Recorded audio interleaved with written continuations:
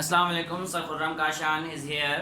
और आज मैं आपको बिज़नेस लॉ का कॉन्सेप्ट दूंगा। बिज़नेस लॉ का मतलब है अ सेट ऑफ रूल्स, और रूल्स फॉलो किए जाते हैं ताकि किसी भी काम को मुकम्मल किया जा सके अकॉर्डिंग टू रूल्स। तो यहाँ बताया जा रहा है कि रूल्स जो हैं वो अगर बिज़नेस में होंगे तो वो बिज़नेस लॉ कहलाएगा।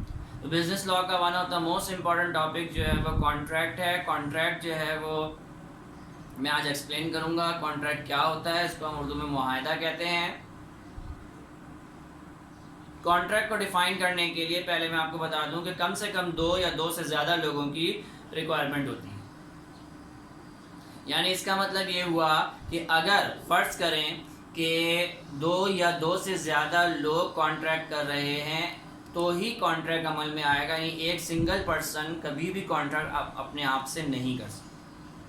तो यहाँ पे मैं क्लियर कर दूँ कि कॉन्ट्रैक्ट क्या होता है। तो कॉन्ट्रैक्ट क्लियर करने के लिए हमें कम से कम दो पार्टीज रिक्वायर्ड हैं, जो कि वाइट बोर्ड पे मैंने मेंशन की हुई हैं, mister A and mister B.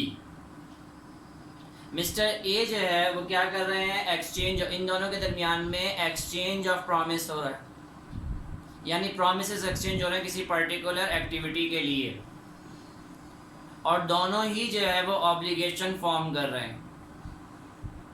यानी इसका मतलब ये हुआ कि कॉन्ट्रैक्ट के लिए दो पार्टीज़ के दरमियान एग्रीमेंट का होना ज़रूरी है। अब सवाल ये पैदा होता है कि एग्रीमेंट होता क्या है। तो एग्रीमेंट के एलिमेंट को एक्सप्लेन करने के लिए मैं आपको यहाँ पे क्लियर कर दूँ कि एक पार्टी ऑफ़र करती है तो दूसरी पार्टी उसे एक्सेप्ट करती है। अगर एक पार्टी कोई चीज़ सेल करना चाहती है, mister A want to sell his house for ₹50 million और एंड मिस्टर बी एक्सेप्ट्स, तो ये एक एग्रीमेंट बन जाएगा। तो एग्रीमेंट क्या होता है? एग्रीमेंट दो लोगों के दरमियान में एक ऐसा अहद होता है, एक ऐसा इकरारनामा होता है जिसमें कंसिडरेशन को फॉर्म किया जाता है। यानी एक शख्स दूसरे शख्स से कोई फ़ायदा हासिल करेगा तो दूसरा शख्स भी पहले शख्स से कोई फ़ायदा हासिल करेगा। यानी चीज़ की लेन या देन पैसों के एवज़ होगी। तो इसका मतलब ये हुआ कि कॉन्ट्रैक्ट क्या है? Every agreement which is enforceable by law is called contract. यानी हर वो एग्रीमेंट जो कि कानून की नज़र में बहुत अहमियत रखता है, हर वो एग्रीमेंट जो इन्फोर्सिबल बाय लॉ हो, उसे कॉन्ट्रैक्ट कहा जाता है। अब सवाल ये आता है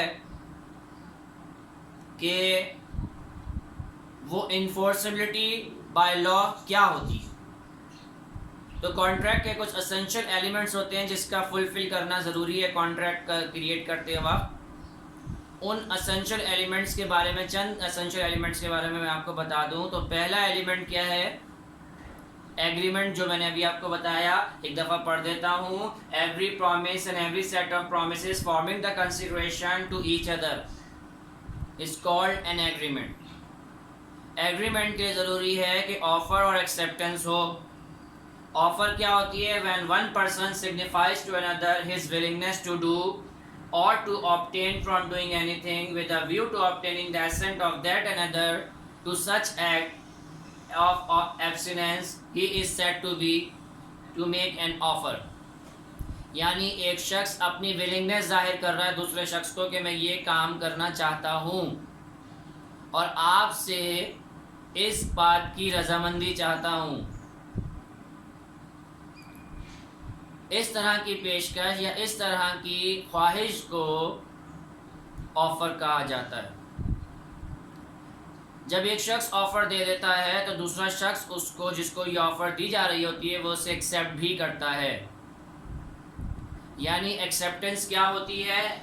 when a person to whom proposal has made significance assent thereto proposal is said to be acceptance. यानी जिस तरह की ऑफ़र दी गई है उसको अहमियत देते हुए एक्सेप्ट कर ले, उसे एक्सेप्टेंस कहते हैं।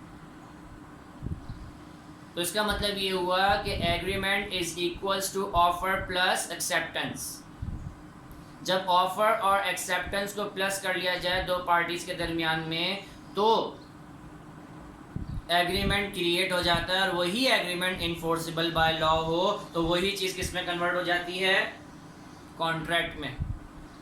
तो इन दोनों में अब मैं आपको क्लियर कर दूं कि इन्फोर्सिबिलिटी बाय लॉ कैसे आती है। जैसे फर्स्ट कॉन्सेप्ट मैंने आपको दिया कि एग्रीमेंट होता है ऑफर एक्सेप्टेंस का मजमुआ, उसके बाद कॉम्पिटेंट पार्टीज यानी दोनों पार्टीज का कॉम्पिटेंट होना, 18 ईयर प्लस एज होना और मैच्योर होना और क्वालिफाइड होना। ये सारी चीज़ें, क्वालिफाइड से मुराद ये है कि वो उस काबिल हो, अहलियत रखता हो और कोई उसका क्रिमिनल रिकॉर्ड ना हो उस पर्टिकुलर ऑब्जेक्टिव के अंदर,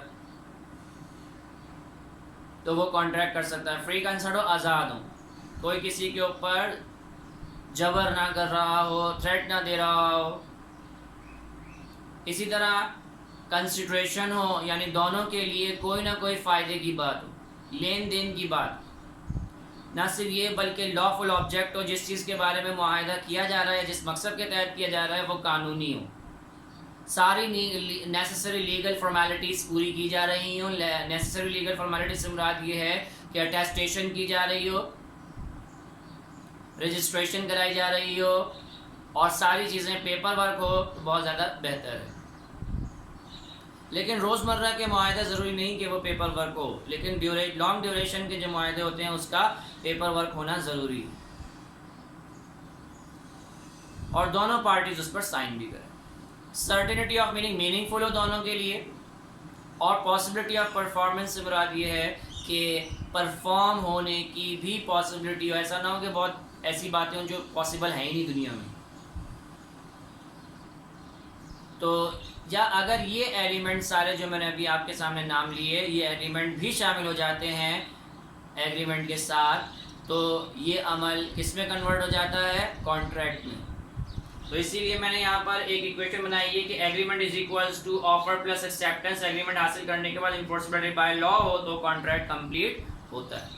तो कॉन्ट्रैक्ट एक दफ़ा बन जाए तो उसको तोड़ने वाला या उसके खिलाफ वर्जी करने वाले पर जुर्माना या सज़ा आयद होती है। इसीलिए कॉन्ट्रैक्ट बनाते हुए हमें इन चीज़ों का ख्याल रखना है और बहुत ध्यान से कॉन्ट्रैक्ट बनाना है जो कॉन्ट्रैक्ट्स हम बनाते हैं। और ये सारे कॉन्ट्रैक्ट अगर बिज़नेस से रिलेटेड हो तो बिज़नेस लॉ का हिस्सा होते हैं।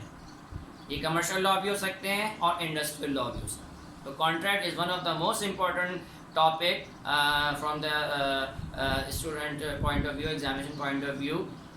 तो ये आज मेरा लेक्चर था, इसको अच्छी तरह समझिए और मेरे चैनल को सब्सक्राइब कीजिए, लाइक कीजिए, व्यूज़ दीजिए। इंशाल्लाह आपको बहुत बेहतर फ़ायदा होगा। जज़ाकल्लाह, थैंक यू।